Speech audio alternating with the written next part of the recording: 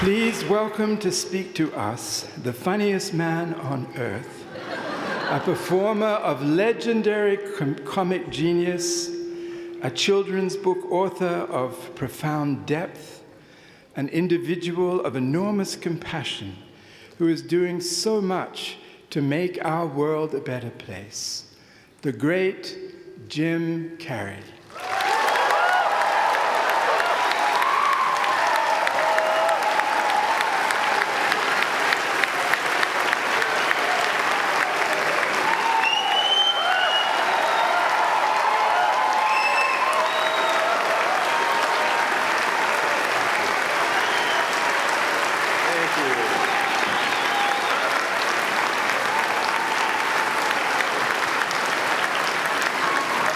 Sitting down for?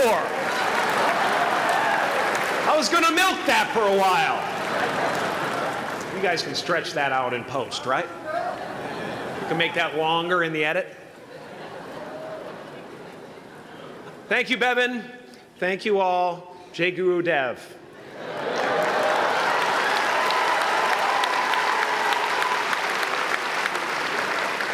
I brought one of my paintings to show you today. I hope you guys are going to be able to see it okay. It's not one of my bigger pieces, so you might want to move down front. Get a good look at it. Faculty, parents, friends, dignified guests, graduating class of 2014. And all the dead baseball players coming out of the corn to be with us today. After the harvest, there's no place for them to hide. Fields are empty. There's no cover there. I'm here to plant a seed today, a seed that will inspire you to move forward in life with enthusiastic hearts and a clear sense of wholeness. The question is, will that seed have a chance to take root? Or will I be sued by Monsanto and forced to use their seed?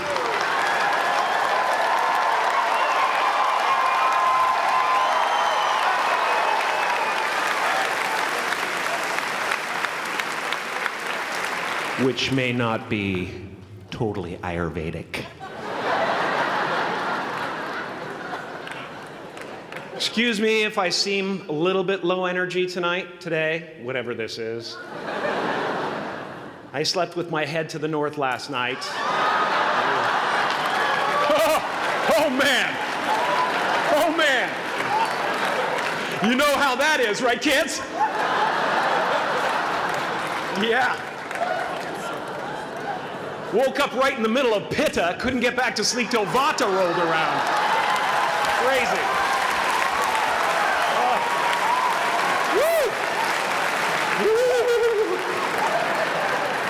But I didn't freak out, you know.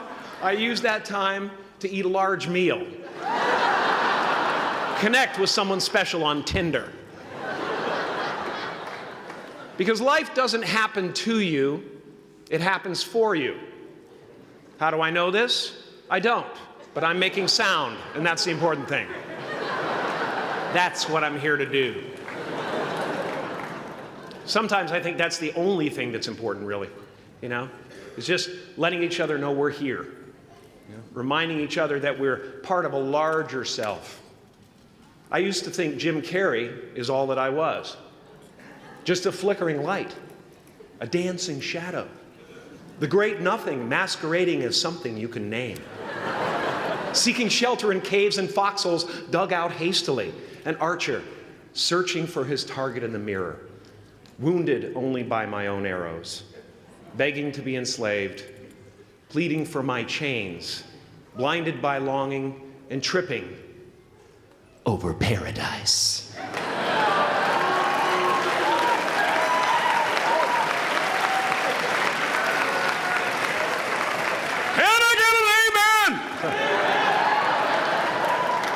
You didn't think I could be serious, did you? I don't think you understand who you're dealing with. I have no limits.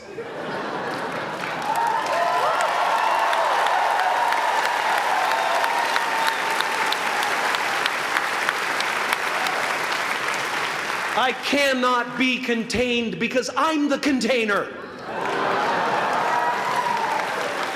You can't contain the container, man. You can't contain the container. I used to believe that who I was ended at the edge of my skin, that I had been given this little vehicle called a body from which to experience creation. And though I couldn't have asked for a sportier model, it was, after all, a loaner and would have to be returned. Then I learned that everything outside the vehicle was part of me too. And now I drive a convertible.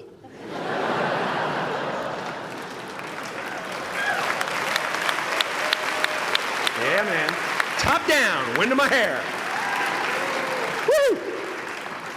I am elated and truly, truly, truly excited to be present and fully connected to you at this important moment in your journey. I hope you're ready to open the roof and take it all in. Okay, 4 more years then. They're obviously not ready. Just need some more cooking. Now, I want to thank the trustees, the administrators, the faculty of MUM for creating an institution worthy of Maharishi's ideals of education, a place that teaches knowledge and experience, the knowledge and experience necessary to be productive in life, as well as enabling the students through transcendental meditation and ancient Vedic knowledge to slack off twice a day for an hour and a half.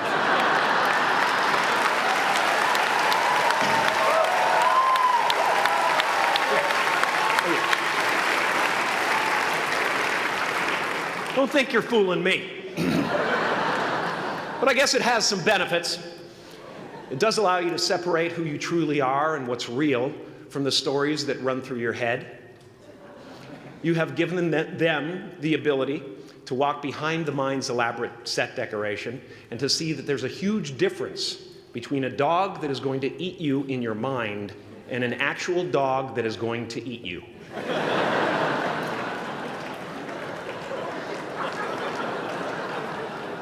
That may sound like no big deal, but many never learn that distinction.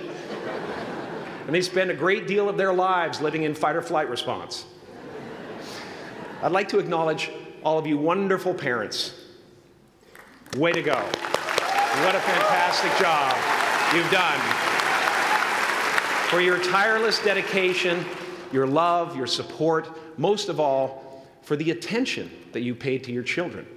I have a saying, beware the unloved, because they will eventually hurt themselves or me.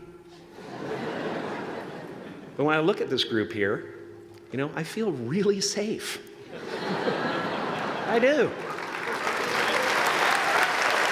I'm just going to say it. My room is not locked. My room is not locked. No doubt some of you will turn out to be crooks. But white-collar stuff, you know, Wall Street, that type of thing, you know, crimes committed by people with self-esteem.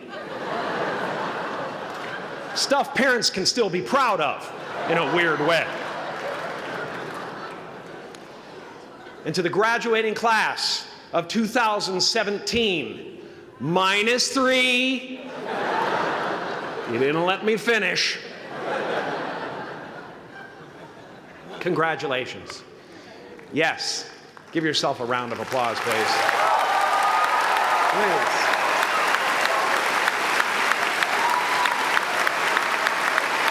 Yeah.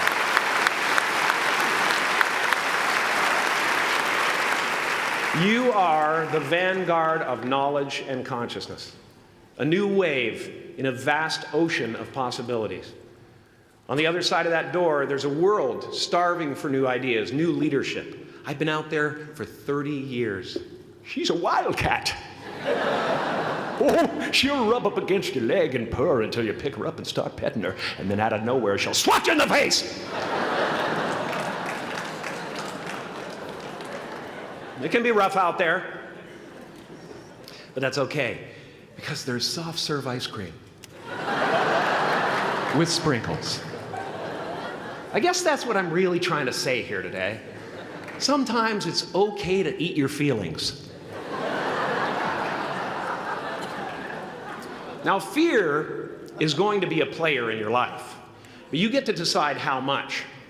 You can spend your whole life imagining ghosts, worrying about the pathway to the future, but all there will ever be is what's happening here, and the decisions we make in this moment, which are based in either love or fear.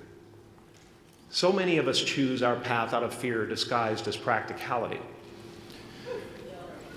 What we really want seems impossibly out of reach and ridiculous to expect, so we never dare to ask the universe for it. I'm saying I'm the proof that you can ask the universe for it. Please.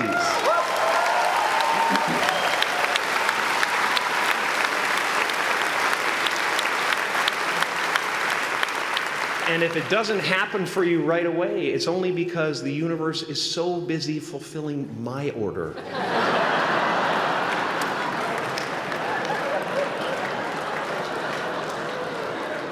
Party size! My father could have been a great comedian, but he didn't believe that that was possible for him. And so he made a conservative choice. Instead, he got a safe job as an accountant. And when I was 12 years old, he was let go from that safe job. And our family had to do whatever we could to survive. I learned many great lessons from my father, not the least of which was that you can fail at what you don't want.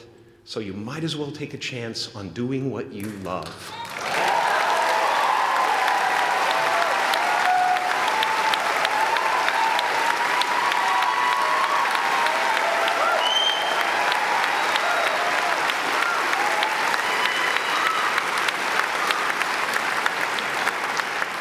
It's not the only thing he taught me, though. You know, I watched the effect of my father's love and humor and how it altered the world around me. And I thought, that's something to do.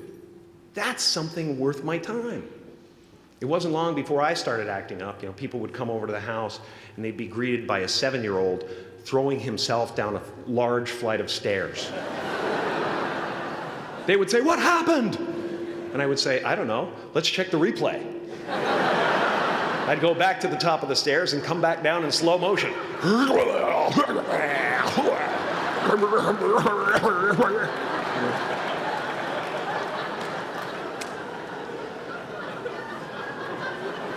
It was a very strange household. My father used to brag that I wasn't a ham, I was the whole pig. And he treated my talent as if it was his second chance. When I was about 28, after a decade as a professional comedian, I realized one night in LA that the purpose of my life had always been to free people from concern, just like my dad.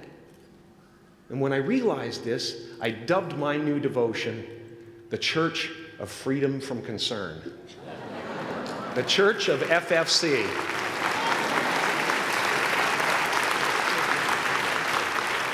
And I dedicated myself to that ministry.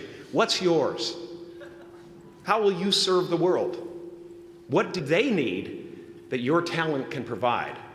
That's all you have to figure out. As someone who's done what you're about to go and do, I can tell you from experience, the effect you have on others is the most valuable currency there is.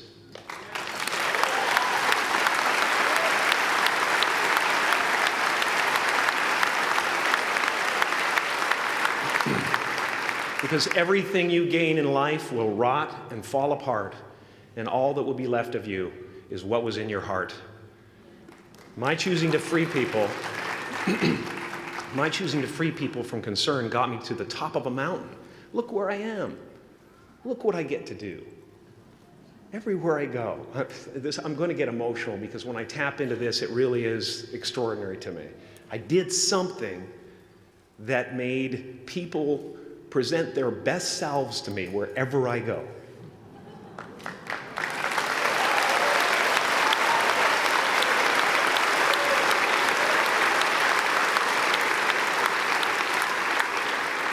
I am at the top of the mountain, and I was, and the only one I hadn't freed was myself, and that's when my search for identity deepened. I wondered who I'd be without my fame. Who would I be if I said things that people didn't want to hear? Or if I defied their expectations of me? What if I showed up to the party without my Mardi Gras mask and refused to flash my breasts for a handful of beads? I'll give you a moment to wipe that image out of your mind. But you guys are so ahead of the game. You already know who you are. And that peace that we're after lies somewhere beyond personality, beyond the perception of others, beyond invention and disguise, even beyond effort itself. You can join the game, fight the wars, play with form all you want, but to find real peace, you have to let the armor go. Your need for acceptance can make you invisible in this world. Don't let anything stand in the way of the light that shines through this form. Risk being seen in all of your glory.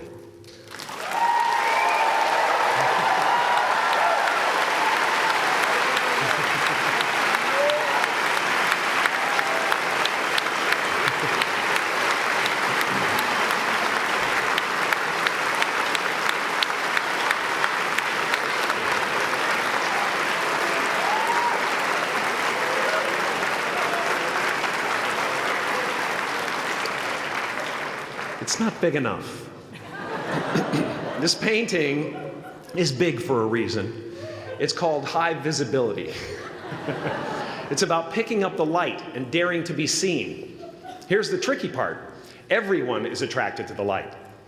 The party host up at the top, who thinks unconsciousness is bliss and is always offering to drink from the bottles that empty you. Misery below her. Despises the light, can't stand when you're doing well, wishes you nothing but the worst. The Queen of Diamonds, under him, needs a king to build her house of cards. And the hollow one down bottom there will cling to your leg and say, please don't leave me behind, for I have abandoned myself.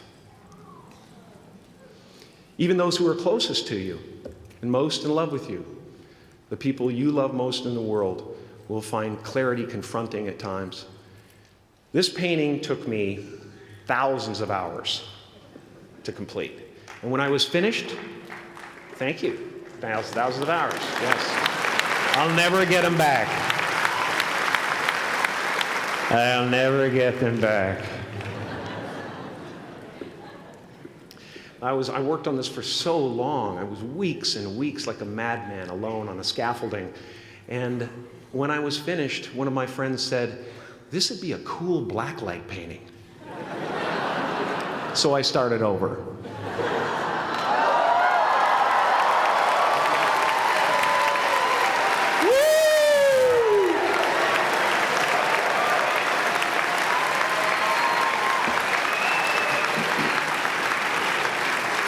Welcome to Burning Man. Some pretty crazy characters up there, but better up there than in here. You know, painting is one of the ways, thank you. Painting is one of the ways I free myself from concern, a way to stop the world through total mental, spiritual, and physical involvement. But even with that comes a feeling of divine dissatisfaction, because ultimately, we're not the avatars we create. We're not the pictures on the film stock. We are the light that shines through. All else is just smoke and mirrors, distracting, but not truly compelling. I've often said that I wished people could realize all their dreams and wealth and fame, and so that they could see that it's not where you're going to find your sense of completion. Like many of you, I was concerned about going out into the world and doing something bigger than myself, until someone smarter than myself made me realize that there is nothing bigger than myself.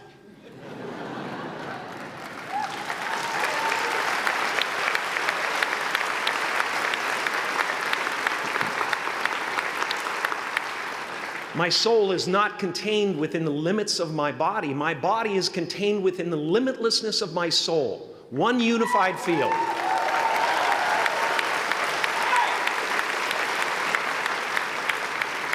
One unified field of nothing, dancing for no particular reason, except maybe to comfort and entertain itself.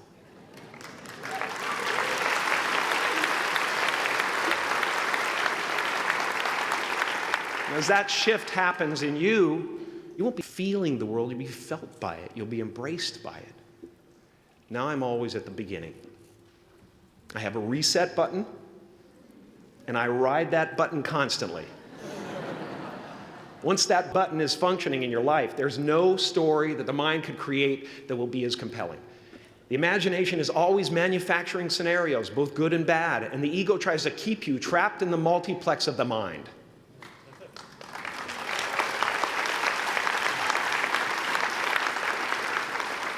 Our eyes are not viewers, they're also projectors that are running a second story over the picture that we see in front of us all the time. Fear is writing that script, and the working title is, I'll Never Be Enough.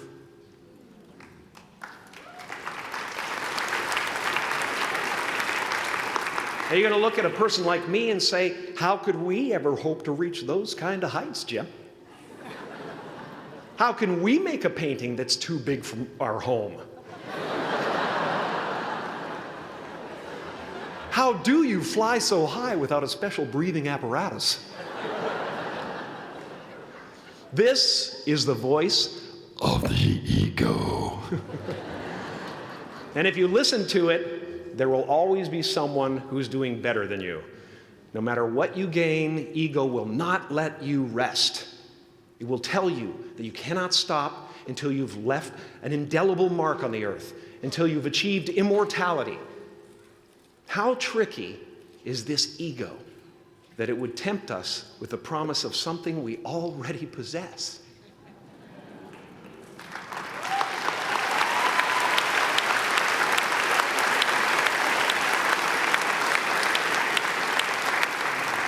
So, I just want you to relax.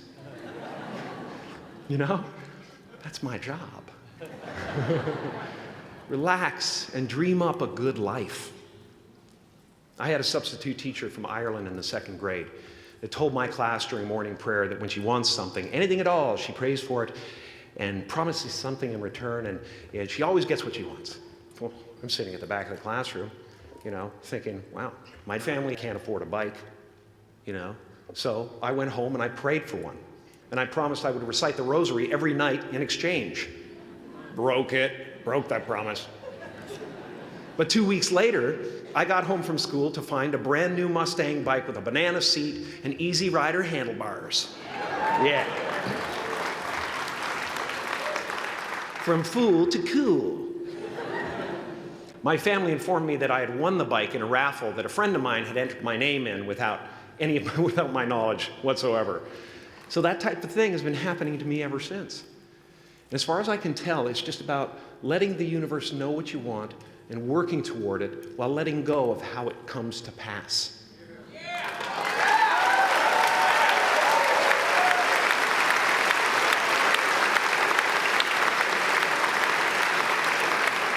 Your job is not to figure out how it's going to happen for you, but to open the door in your head. And when the door opens in real life, just walk through it.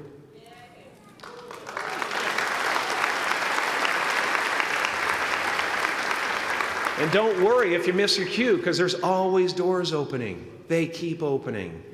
And when I say life doesn't happen to you, it happens for you, I really don't know if that's true. I'm just making a conscious choice to perceive challenges as something beneficial so that I can deal with them in the most productive way. You'll come up with your own style. That's part of the fun. Oh, and why not take a chance on faith as well?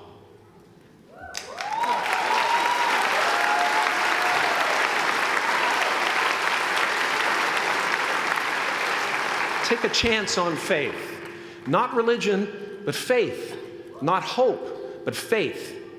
I don't believe in hope. Hope is a beggar. Hope walks through the fire, and faith leaps over it.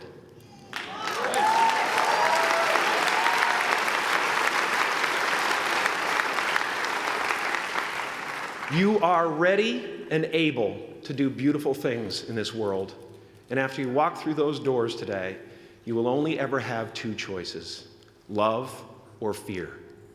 Choose love, and don't ever let fear turn you against your playful heart.